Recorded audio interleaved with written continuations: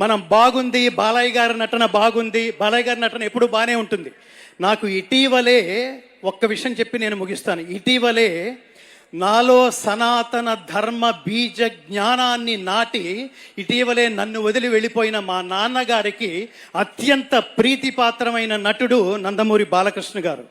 ఎందుకు నాన్న అని అడిగితే నాన్నగారు చెప్తుండేవాళ్ళు, ఎన్టీ రామారావు గారి తర్వాత ఒక్క శరీరంలో మాత్రమే ఒక డైలాగు అంత పండుతుంది నాన్న, ఫ్లూటు జింక ముందు ఊదు సింహం ముందు కాదు అని చెప్పాలన్నా ఆయనే.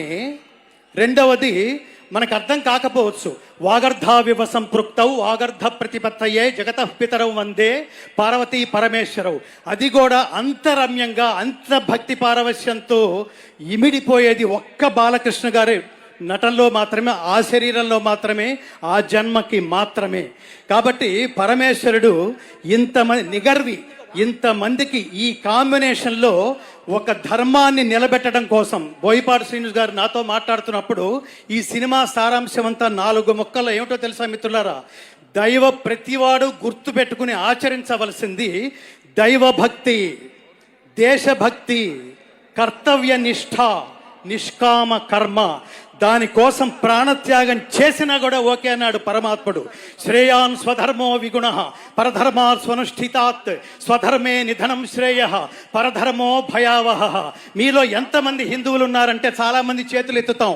కానీ దురదృష్టం ఏమిటో తెలుసా మిత్రులారా?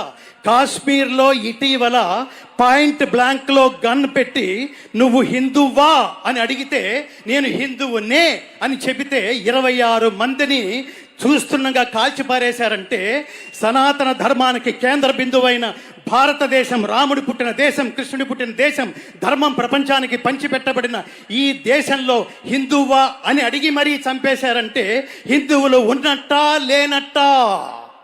హిందువులు ఉన్నట్టా లేనట్టా? సనాతన ధర్మం బతిక ఉన్నట్టా లేనట్టా? ఈ ప్రశ్నలకి సమాధానమే మనలో ఉన్న సనాతన ధర్మాన్ని, సనాతన ధర్మ తత్వాన్ని జాగృతం చేయడం కోసమే మన మధ్యలోకి తీసుకొస్తున్న ఈ త్రిమూర్తులు బాలకృష్ణ గారు, అలాగే ఈ చిత్ర దర్శకులు బోయపాటి శ్రీని గారు, ఆచంట నిర్మాతలు, ఈ త్రిమూర్తులు వీటికి ఒక సోల్ లాంటి తమన్ గారు. మనం గుర్తుపెట్టుకోవాల్సిన బాధ్యత ఇక్కడ చప్పట్లు కొట్టి వెళ్ళిపోవటం కాదు. ఈ సినిమా నా దృష్టిలో ఎంటర్టైన్మెంట్ విత్ ఎన్లైటన్మెంట్, అంటే వినోదంతో కూడిన ఆత్మజ్ఞానం. కోట్ల సినిమాలు వస్తే అలాంటి వాటిలో ఇలాంటి సినిమాలు రేరెస్ట్గా ఉంటాయి మిత్రులారా. దీన్ని అర్థం చేసుకోవడానికి ప్రయత్నిద్దాం, ఈ సినిమా తత్వాన్ని దీన్ని ఆచరించడానికి ప్రయత్నిద్దాం. భగవద్గీత అంటే మతం కాదు, నా చేత అది పాడించారు. భగవద్గీత అంటే మతం కాదు, జ్ఞానం. భగవద్గీత అంటే జీవన గీత, మరణ గీత కాదు. భగవద్గీత అంటే ఉన్నత వ్యక్తిత్వ వికాస బోధనం, ఉత్తమ జీవన విధాన మార్గం. గీత నేర్చుకుంటే రాత మార్చుకున్నట్టే. అది ఈ సినిమా సారాంశం. కాబట్టి అందరం సనాతన ధర్మజ్యోతులై ప్రతి ఇంటి నుంచి ఒక్కొక్క వివేకానంద సృష్టి జరగాలంటే ఈ సినిమాని అర్థం చేసుకుని ఆచరించే లక్ష్యంతో ఈ సినిమాకి దయచేసి రండి. ఇది తప్పకుండా నా దృష్టిలో ఇది మనుషులు సెలెక్ట్ చేసుకున్న సినిమా కాదు మిత్రులారా, మనుషులు తయారు చేసుకున్న కథ కూడా కాదు, పరమాత్మ ఎంచుకున్న యూనిట్ వీళ్ళు. ఈ సినిమాలో పనిచేసిన ప్రతి ఒక్కళ్ళకి, ఈ సినిమాలో వెండి తెర మీద, వెండి తెర వెనక కనిపించే ప్రతి ఒక్కళ్ళు యోగం అంటాం దాన్ని, అదృష్టం అంటే లౌకికమైంది, యోగం. వీళ్ళు కారణ జన్ములు.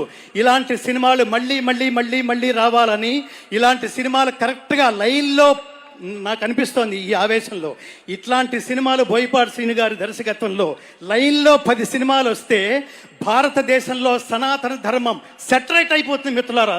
నాకు అంత పెద్ద హోప్ ఉంది, సెటరైట్ అయిపోతుంది. మేము ఖచ్చితంగా హిందువులం, సనాతన ధర్మ బంధువులం అని మనం కరెక్ట్గా చెప్పుకోగలం. అంతటి విశేషమైన ఈ సినిమాలో నాకు భగవద్గీత శ్లోకాలు, నేను ఇంత ఆవేశంగా గట్టిగా ఎందుకు మాట్లాడుతున్నానంటే సనాతన ధర్మానికి దెబ్బ తగిలితే నేను ఊరుకోలేను. ఎందుకంటే I have dedicated my entire life to propagate the essence of Bhagavad Gita through out the world.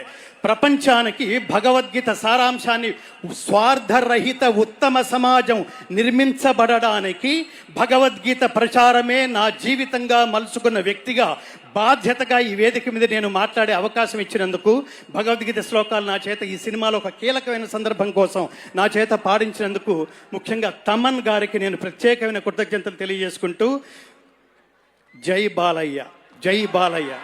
ఇందాక ఒక పాటలో పాటంతా ఒక ఎత్తు, ఆయన ఓం నమ శివాయ అని ఆ గొంతులో మాత్రమే శ్లోకం పండుతుంది మిత్రులారా.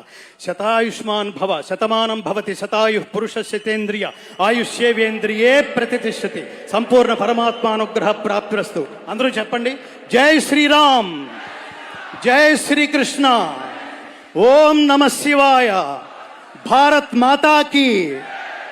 ధర్మం అంటే సర్వజన బంధువే హిందువు. హిందువు అనేది మతం కాదు మిత్రులారా. ఇది గుర్తుపెట్టుకుని అందరినీ కలుపుకుంటూ సనాతన ధర్మజ్యోతులై ప్రకాశింతురుగాక. జై శ్రీకృష్ణ. సర్వే జనా సుఖినో భవంతు. భగవద్గీత మతం కాదు, ధర్మం. భగవద్గీత ఉత్తమ జీవన విధాన మార్గం, ఉన్నత వ్యక్తిత్వ వికాస బోధనం. భగవద్గీత సర్వమానవులకు ఆశాదీపం. భగవద్గీత సాధకులకు కల్పవృక్షం. కాబట్టి గీత నేర్చుకోండి, రాత మార్చుకోండి, ఇంటింటా గీతా జ్యోతుల్ని వెలిగించండి, భారతీయ జ్యోతులై ప్రకాశించండి.